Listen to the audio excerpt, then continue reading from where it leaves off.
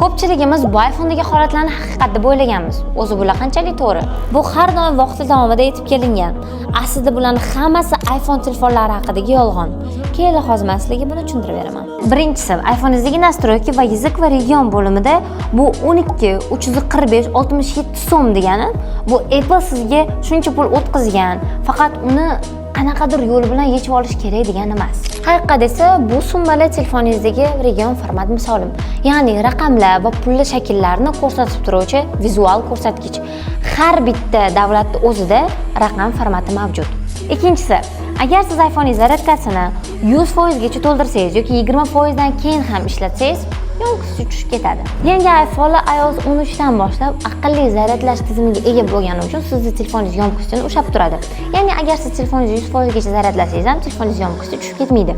Chunki sizni telefoningiz zaryadlashini, foizini, tezligini hammasini kontrol qilib turadi.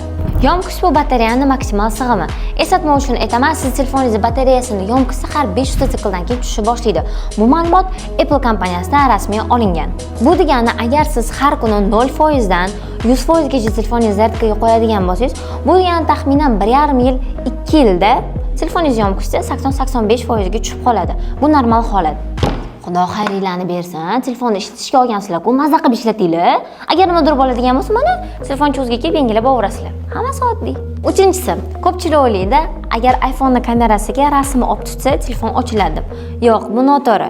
iPhonening Face ID esa rasm bilan ishlamaydi, chunki bu oddiy kamera emas. Face ID infraqizil kamera, sizni qorong'ida ham ko'ra oladi. Dot projektor yuzingizdagi 30 mingtadan ortiq nuqtachalarni aniqlab o'tadi. Flat illyminator bu yorituvchi modul qorong'ida ham yuzingizni aniqlaydi.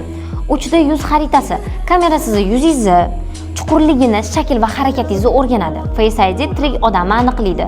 Sizga qaryapti yoki yo'q, ko'zi ochiqmi yoki yo'q, hammasini hisobga oladi.